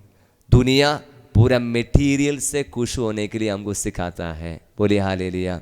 मेटीरियल मतलब चीज़, जितना चीज़ ज़्यादा है उतना खुश होगा, दुनिया आपको बताएगा। बोलिए हालेलुया। हालेलुया। इधर देखिए, इधर देखिए, हाथ इससे खिलाइए। बोलिए hallelujah, hallelujah, hallelujah. Hallelujah. Yeshu की जय हो, यीशु की जय यीशु हो, की आराधना हो। यीशु की आराधना थोड़ा अच्छा से जोर से खिलाइए। Hallelujah, hallelujah. यीशु की जय हो, यीशु की जय हो, यीशु की आराधना हो। यीशु की आराधना हो। Hallelujah, hallelujah, hallelujah. हालेलुया। हाथ नीचे कीजिए। हमारे पास छोटा मोबाइल था पहले, उसके बाद और किसी के हाथ में थोड़ा सा बड़ा मोबाइल देखा तो हमारे अंदर एक इच्छा, और ऐसे एक बड़ा मोबाइल मिलने से बहुत अच्छा है। इसके पास और किसी के पास में इतना बड़ा मोबाइल देखा, नहीं तो टीवी में आपने एक विज्ञापन देखा, अरे ये मोबाइल तो बहुत सुंदर है, तो हमारे अंदर एक इच्छा आ गया, उसको मिलने से अच्छा होगा। पहले छोटा मोबाइल रहते समय में भी काम चलता था, लेकिन शैतान ने हमारे अंदर ये लालच दे दिया। कहां से शुरू हो गया आपको पता है? कहां से शुरू हो गया आपको पता है? एदन वाटिका में प्रभु ने आदम और हवा को बोला, देखो पूरा बगीचा आपके लिए है, हर एक पेड़ का फल खा सकते हैं, लेकिन बगीचे के बीचों बीच का पेड़ का फल मत खाना, बाकी सब खा सकता है। शैतान आकर पूछा, क्या प्रभु ने कुछ मना किया है? हाँ, हवा ने बोला, बहुत ही ईमानदार है। हवा ने बोला, हाँ प्रभु ने कुछ मना किया है, बगीचे के पेड़ के बीच के पेड़ का फल मत खाना। शैतान आकर बोला, बहन आओ, हमसे भी थोड़ा सा दोस्ती करो, हम तुमको एक दिखाएंगे, वो पेड़ के पास थोड़ा सा जाएंगे, आप मेरे पास हम थोड़ा सा टहलने के लिए जाएंगे। पेड़ के पास आया और हवा को बोला, बहन थोड़ा सा देखो, बाइबल बताता है देखते समय उसको ये वचन, ये फल बहुत सुंदर लेगा, देखने में अच्छा लेगा। तुरंत लालच आ गया, बाकी पूरा खा सकता है, लेकिन प्रभु ने जो मना किया था उसको खाने के लिए, उसको आज्ञा का भंग करने के लिए शैतान को पता था उसके अंदर थोड़ा सा लालच देना ही काफी है। पाप की शुरुआत। बोली हालेलुया, हालेलुया, जोर से बोली hallelujah, hallelujah, hallelujah, hallelujah, hallelujah. Hallelujah. इसलिए हमको प्रभु ने कुछ मना किया हुआ चीज से, हम अपने जीवन में प्रभु ने दिए हुए चीजों से हम संतुष्ट रह सकता है। इसलिए इंग्लिश में कहता है, क्रिश्चियन मैच्योरिटी इज टू से इनफ फॉर इनफ। मसीही आध्यात्मिकता मतलब यह कहना मैं खुश हूं, ये मेरे लिए काफी है। यदि आप बोलने के लिए सीखा, आप सचमुच में एक पक्का ईसाई है। शैतान हमको प्रलोभन देगा ज्यादा पाने के लिए, ज्यादा इकट्ठा करने के लिए। कपड़ा तो हमारे पास है, लेकिन उसे हम खुश नहीं है। पुराने समय में लोग अच्छा अच्छा कपड़ा पहनता था, लेकिन आज के लोग फटे पुराने कपड़ा पहनता है। पुराने जमाने में लोग फटे पुराने कपड़ा गरीब लोग, भिखारी लोग पहनता था। मैं एक दिन देखा, एक लड़का एक जीन्स हाथ में पकड़ा है और हाथ में ब्लेड लेकर ऐसे ऐसे काट रहा है। मैंने देखा वो अच्छा जीन्स को फैशन वाला जीन्स में बना रहा है, फटा वाला जीन्स। मैंने किसी से पूछा, आप कपड़ा ये फटा वाला कपड़ा खरीदा है, सस्ता में तो मिल गया होगा। किसी ने बोला, आप महंगा बहुत ज़्यादा पैसा खरीद कर फटा वाला खरीदता था। जब हम और आप लोगों के पुराने लोग बाजार में दुकान में जाते समय में, कपड़ा खरीदते जाते समय में फटा है तो बोलता था हमको नहीं चाहिए। आप लोग इससे बोलता है क्या? नहीं बोलता था। फटा है तो आप ले लेता था। फटा है तो हमको बोलता है ये फटा है, हमको नहीं चाहिए, हमको अच्छा कपड़ा चाहिए क्योंकि हमको पूरा पैसा देता है।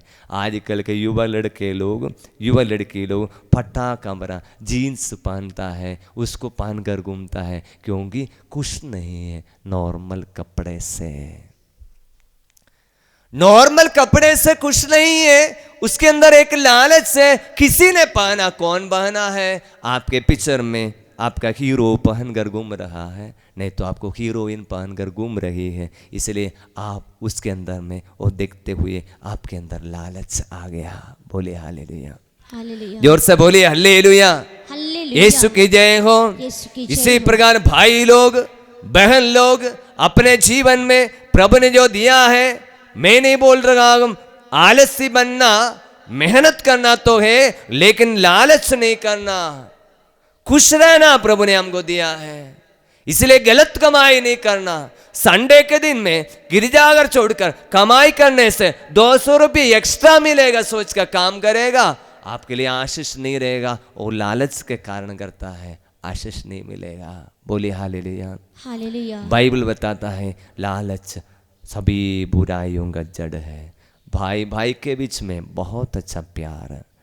पापा ने बोला जमीन का बंटवारा करेंगे, बंटवारे के समय आ गया। पापा ने बोला ये ज़मीन छोटा बेटा के लिए, ये ज़मीन बड़ा बेटे के लिए। तो बड़ा बेटा बोला ये ज़मीन हमको चाहिए, ये ज़मीन हमको चाहिए। भाई भाई के बीच में बहुत अच्छा प्यार था, लेकिन इसके अंदर ये लालच आ गया। वो ज़मीन भी मिलने से अच्छा है भाई भाई के रिश्ता टूटने को हो गया। बोली हालेलुया, हालेलुया, यीशु की जय हो। यीशु की देखिए जड़, ये लालच जड़ है। भाई भाई को ठुकरा दिया है, अलग कर दिया है। वो घर में अभी लड़ाई झगड़ा है, मारपीट है, हत्या हो रहा है। प्रियजन, आज देश देश के बीच में क्यों युद्ध हो रहा है? पाकिस्तान बोलेगा कश्मीर हमारा है, भारत बोलेगा नहीं छोड़ेगा, नहीं छोड़ेगा। छोड़ने के लिए तैयार नहीं, देने के लिए तैयार नहीं। ईश्वर हमारा स्वर्गीय पिता हमें सब कुछ दे दिया। पाप घमंड, लालच घमंड है तो उसके विरुद्ध एक पुण्य है उदारता, जनरोसिटी, जनरोसिटी देना। स्वर्गीय पिता ने अपने एकलौते पुत्र को भी अपने लिए बचा कर नहीं रखा, हमारे लिए छोड़ दिया हमको बचाने के लिए। स्वर्गीय पिता ने हमें सब कुछ दे दिया। वो सब कुछ देने वाला है, लेकिन हम कुछ लेने वाला है। ये लेने के कारण, ये लालच के कारण हम लोग बुराई में फंस जाता है। इसलिए प्रिय भाई और बहनों, पुण्य कमाओ, पुण्य कमाओ। बोलिए हालेलुया, हालेलुया, जोर से बोलिए हालेलुया, हालेलुया। बाइबल बताता है इसके कारण क्या हो गया है। बहुत सारे लोग विश्वास के मार्ग से भटक गया। विश्वास के मार्ग क्या है? यहां पर लिखा है इब्रानी अध्याय 13 वचन 5, प्रभु ने स्वयं कहा है मैं तुमको नहीं छोड़ूंगा, मैं तुमको नहीं त्यागूंगा। ये विश्वास है। विश्वासी बोलेगा प्रभु मुझे नहीं छोड़ेगा, प्रभु मुझे नहीं त्यागेगा। इसलिए कल हमने सीखा लूकास अध्याय 6 में, चिंता मत करो क्या खाएंगे, क्या पिएंगे, क्या पहनेंगे। ये सब गैर यहूदी करते हैं। तुम्हारा स्वर्गीय पिता जानता है तुम्हें इन किन चीजों की जरूरत है। प्रभु पर भरोसा। बोली हालेलुया, हालेलुया, जोर से बोलिए हालेलुया, हालेलुया, दाहिने हाथ उठाकर बोलिए हालेलुया, हालेलुया। यीशु की जय हो, यीशु की जय हो, यीशु की आराधना हो। यीशु की आराधना हो। Hallelujah, hallelujah, hallelujah. हालेलुया। हाथ नीचे करेंगे। इसलिए प्रिय बजनों, हम विश्वास के मार्ग से भटकना नहीं। प्रभु ने कहा है मैं तुमको नहीं छोड़ूंगा, मैं तुमको नहीं त्यागूंगा। लालच बहुत सारी बुराइयों का जड़ है, दूसरे जीवन हत्या तक ले जाता है। लालच के कारण भाई भाई के रिश्ता को तोड़ देता है। जलन से देखने के लिए नफरत अंदर आ जाता है। मारपीट, चोरी, अध्याय स्तोत्र आज्ञाएं 7 और 10, चोरी नहीं करना, पराये धन की लालच नहीं करना। चोरी क्यों करता है? ये लालच के कारण। पुराने जमाने में लोग भूखे रहते समय में 4 दिन 5 दिन से खाना नहीं खाया, तब किसी पड़ोसी के घर में जाकर थोड़ा सा कुछ चोरी करता था। आज मनुष्य भूख के कारण चोरी नहीं करता, लालच के कारण चोरी करता है। अपनी कमाई से खुश नहीं, हमको थोड़ा सा गलत भी कमाई करेगा, घूस भी ले लेते हैं। कुछ तो तुम्हारा काम का तो कर लिया ना, 50 रुपये दे देना, हम चोरी करता है। बोली हालेलुया, हालेलुया, यीशु की जय हो, यीशु की जय हो, यीशु की आराधना हो, यीशु की आराधना, hallelujah, hallelujah, hallelujah, hallelujah, Yeshu की जय हो, यीशु की जय हो, यीशु की आराधना हो। यीशु की इसलिए आराधना। प्रियजनों, कोई भी गलत रीति से कमाई किया है, प्रभु को छोड़कर कमाई किया है, और इसके कारण हमारे जीवन में मारपीट लड़ाई झगड़े हमारे जीवन में हुआ है, ये सारे पापों के लिए हम प्रभु से माफ़ी मांगे। हम सबके अंदर में ये लालच है, हम खुश नहीं हैं, अपने कपड़े से खुश नहीं, सौंदर्य से खुश नहीं, प्रभु ने जो दिया से खुश नहीं। हम आजकल की इतने पूरा हर एक लालच है ना, हर एक चीज एक दूसरे के शादी होने पति पत्नी भी एक दूसरे से खुश नहीं। प्रभु ने दिया है, प्रभु ने जोड़ कर दिया है, पर भी कुछ नहीं, किसी के पीछे जाता है, लालच है।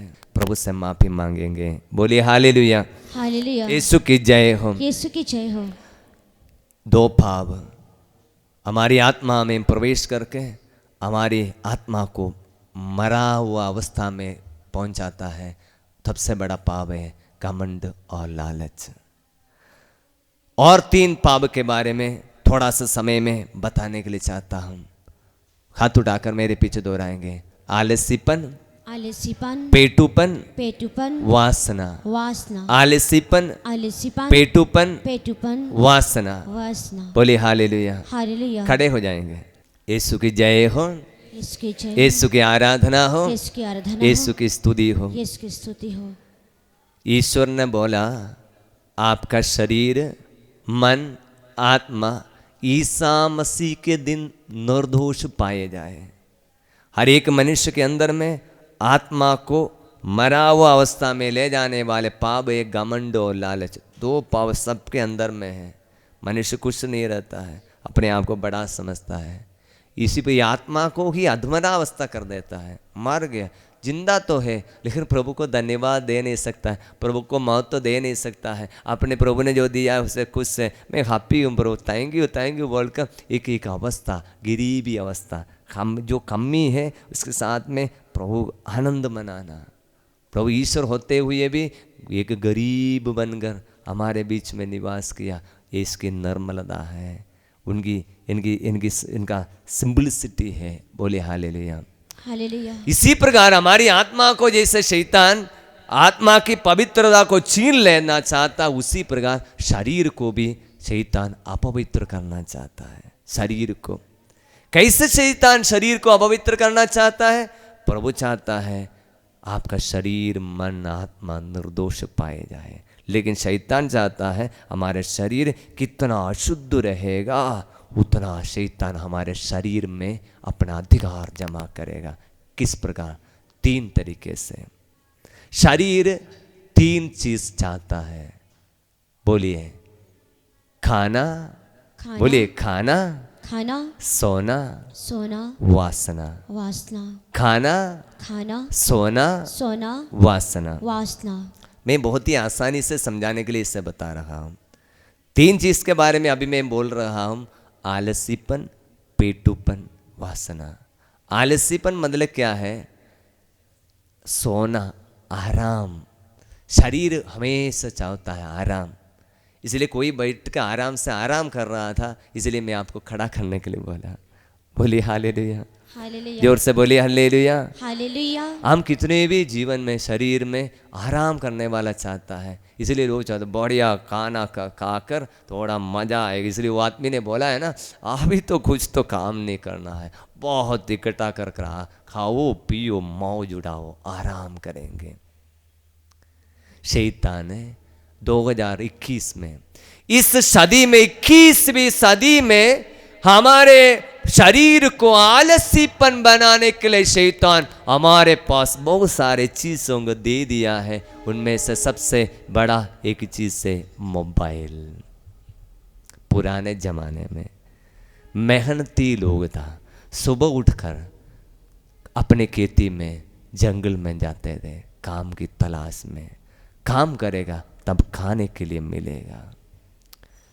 लेकिन आज सुबह से उठकर खेत के लिए काम की तलाश नहीं करता है, सबसे पहले देखता है कौन मेरे लिए व्हाट्सएप भेजा है, किसने मेरे लिए मिस कॉल किसने मुझे रात को कॉल किया है, ये सबसे देखता है। एक बहन ने मुझे बोला सुबह उठते ही, हमारे माता पिता हमको सिखाया था, उठते ही बिस्तर पर बैठकर क्रूस का चिन्ह बनाना और प्रभु को धन्यवाद देने के बाद बिस्तर से उठना। लेकिन आज के युवा पीढ़ी सब लोग सबसे पहले मोबाइल देता है। कितने टाइम एक दिन मोबाइल के साथ समय बिताता है, कितने टाइम। अच्छा है बहुत कम लोग हमारे टीवी चैनलों द्वारा मोबाइल के द्वारा प्रभु के प्रचार जो हो रहा वचन सुन रहा सुनने वाले लोग हैं बहुत कम है। लेकिन बहुत सारे लोग प्रभु ने दिए हुए इतनी अच्छी सुविधा को गलत इस्तेमाल करते हुए शैतान के अधिकार हमारे शरीर में कर दिया आलसीपन। पढ़ाई करने वाले बच्चे सही से पढ़ता नहीं, ज्यादा समय मोबाइल में। काम करने वाले व्यक्ति काम के बीच में भी मोबाइल। और अन्य कई बार पहले तो घर घर में आपस में अच्छा से बातचीत होता था, लेकिन आजकल सभी लोग अपने अपने मोबाइल रखकर देखता रहता है। पहले एक एक बीच के बीच में आदान प्रदान होता था, शेयरिंग होता था, खत्म हो गया। शैतान मोबाइल द्वारा हमारे परिवार में हमको आलसी बनाया। एक दूसरे से बात करने के लिए हमारे पास टाइम नहीं, एक दूसरे को सुनने के लिए हमारे पास टाइम नहीं, एक दूसरे को मदद करने के लिए पाए, हर जगह पर आलसीपना, काम काज में आलसीपन, नौकरी ऑफिस में आलसीपन। इसी प्रकार हमारे देश की भी उन्नति नहीं हो रहा है। बोले हालेलुया, हालेलुया, जोर से बोले हालेलुया, हालेलुया। बाइबल खोलेंगे सामुएल का दूसरा ग्रंथ अध्याय 11 वचन 1 से लेकर मैं पढ़ रहा हूँ। Page number 405, page number 405। वसंत का समय जब राजा लोग युद्ध के लिए प्रस्थान क्रिया करते हैं, दाऊद ने अपने अंगरक्षकों और समस्त इस्राएली सेना के साथ योआब को भेजा। उन्होंने अमोनियों को तलवार गांठ उतारा और रब्बा नामक नगर को घेर लिया। दाऊद यरूशलेम में ही रह गया। दाऊद संध्या समय अपनी शैया से उठकर महल की छत पर टहल ही रहा था कि उसने छत पर एक स्त्री को स्नान करते देखा। वह स्त्री अत्यंत रूपवती थी। दाऊद ने उस स्त्री के विषय में पूछताछ की और लोगों ने उससे कहा, यह तो एलियाम की पुत्री और हित्ती उरिया की पत्नी बत्शबा है। तब दाऊद ने उस स्त्री को ले आने के लिए दूतों को भेजा। वह उसके पास आई और दाऊद ने उनके साथ रमन किया। इसके बाद वह अपने घर लौट गई। वह स्त्री को गर्भ रह गया और उसने दाऊद को कहला भेजा कि मैं गर्भवती हूँ। बहुत ध्यान से सुनना, बाइबल बताता है जब राजा लोग युद्ध के लिए प्रस्थान करने के समय दाऊद भी युद्ध के लिए गया, लेकिन एक दिन सोचा मैं थोड़ा सा आराम करूँगा। डेली तो जाता है, आज तो नहीं जाएंगे, आज तो नहीं जाएंगे, हम सोचता है। बोले हालेलुया। उसी दिन क्या हो गया, अच्छा विश्राम किया। उसके बाद में संध्या के समय अपने शैया से उठकर टहल रहा था अपने महल में। उसके बाद क्या हो गया, वह स्त्री एक स्त्री को नहाते हुए देखा, उसको बुलाकर उसके साथ बेविचार का पाप करता है। आगे हम देखते हैं ये पाप के बाद क्या हो गया। ये दाऊद उसकी पत्नी उरिया को बुलाकर उसको युद्ध क्षेत्र में सबसे पहले खड़ा करता है, उनको मरवा डालता है।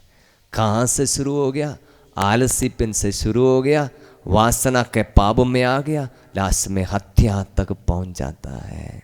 बोले हालेलुया, हालेलुया। इसको बोलते हैं आलसीपन। एक मूल पाप है, बहुत सारे पापों की ओर ले जाता है। जैसे मैंने बोला पढ़ाई के समय में आलस्यपन आ गया, पढ़ाई नहीं होगा।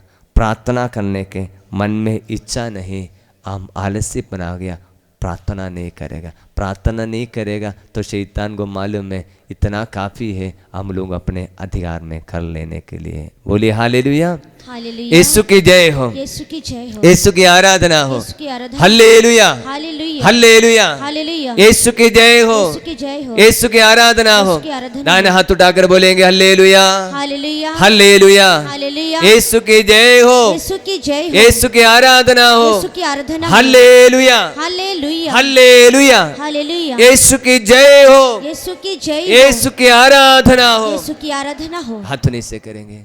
प्रियजनों, बाइबल बताता है इफिसियों के पत्र में आप शैतान को अवसर देना नहीं चाहिए। शैतान को अवसर देना नहीं चाहिए, क्योंकि थोड़ा सा इंग्लिश में ऐसा लगे, do not give room for the devil. आपके घर के सामने आकर दरवाज़ा खटखट रहा है, प्लीज़ हम एक रात बैठना, हम बहुत लेट हो गया कि शैतान आपके घर में आ रहा है, दरवाज़ा खटखट रहा है, तो आप बोलेगा ओ आपको बहुत तरस आ रहा है, ओके एक रात बैठ जाओ, आप शैतान को जगह देगा। आप शैतान आपको घर को छोड़कर कभी नहीं जाएगा।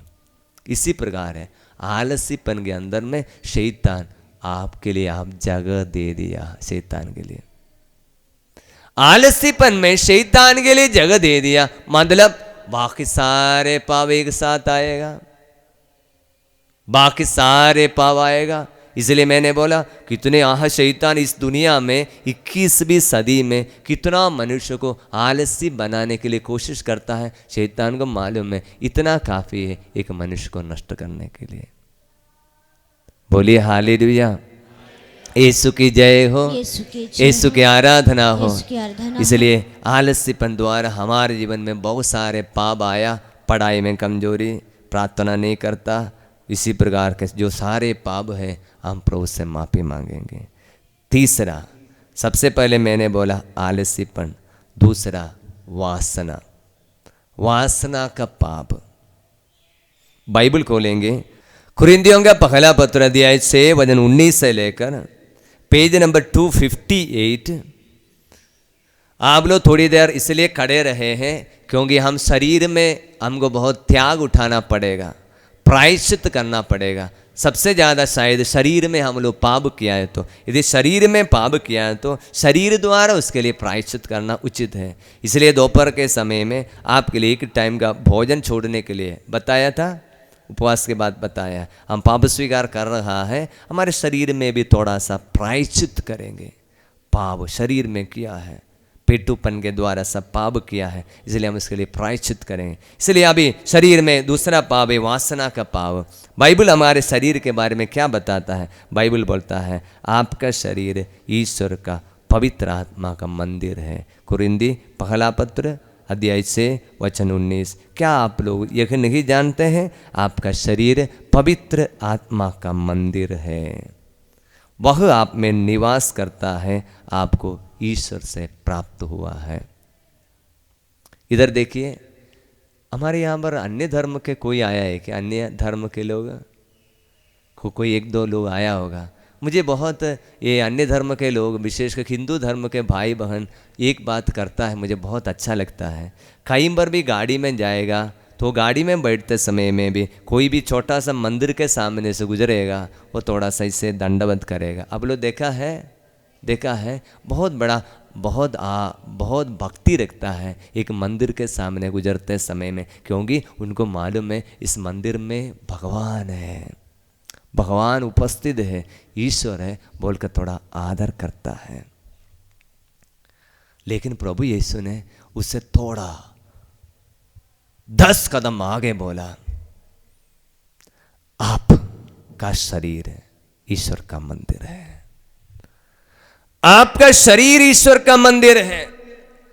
आप एक मंदिर के सामने दंडवत करते होंगे, लेकिन उससे भी ज्यादा एक मनुष्य के सामने भी आपको दंडवत करना पड़ेगा, क्योंकि एक एक मनुष्य ईश्वर का मंदिर है। मेरा शरीर ईश्वर का मंदिर है, इसलिए मेरे शरीर को पवित्र रखना है, आदर रखना है।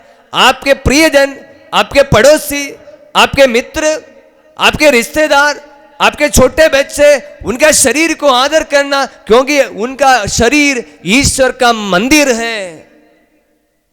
ये बात पवित्र आत्मा ने हमको सिखाया। मैं बोलता हूं कितनी ऊंची शिक्षा है पवित्र आत्मा की, यीशु की कितना ऊंचा शिक्षा है। मंदिर के सामने जाकर दंडवत करने वाले हमारे भारत की संस्कृति के लोगों को प्रभु पवित्र आत्मा को सिखाता है, आपको दंडवत करने के लिए कोई मंदिर के सामने जाने, उतना जाने तक इंतजार मत करना। यदि आपके सामने एक मनुष्य है तो याद रखना उसके शरीर में ईश्वर की आत्मा निवास करता है। एक वचन पहले कुरिन्दी पहला पत्र अध्याय 6 वचन 13, 19 हमने पढ़ा, 13 वचन बताता है भोजन पेट के लिए है, पेट भोजन के लिए है। ईश्वर दोनों को अंध कर देगा, किंतु शरीर व्यभिचार के लिए नहीं बल्कि प्रभु के लिए है और प्रभु शरीर के लिए है। आज टीवी मोबाइल द्वारा गंदी गंदी वीडियो बार बार देखने के बाद में हमारे मन में ऐसे विचार, दुनिया शैतान हमको देता है शरीर व्यभिचार के लिए है, शरीर मतलब सुख भोगने के लिए है। ये सोच हर एक छोटे बच्चे से लेकर बड़े बड़े लोग के तक आता है। इसलिए एक मम्मी को एक छोटी बहन, एक बेटी यहाँ पर मम्मी को लेकर आया, फादर जी मेरा मम्मी के एक प्रॉब्लम है, मोबाइल का शिकार है, ज़्यादा मोबाइल में बात करती है, उनके अपना पति है, पति को भी छोड़कर और किसी के साथ बात ज़्यादा करती है। क्यों? ये शैतान के गुलाम आ गया, गुलाम आ गया। उसके मंदिर में मन में ऐसे विचार, गंदी गंदी वीडियो सब देखकर उसके मन में विचार आ गया होगा, ये शरीर है तो क्या होता है, ये तो व्यभिचार के लिए, सुख भोगने के लिए। शैतान हमारे अंदर ये विचार आएगा, शरीर को अशुद्ध करके विचार देगा।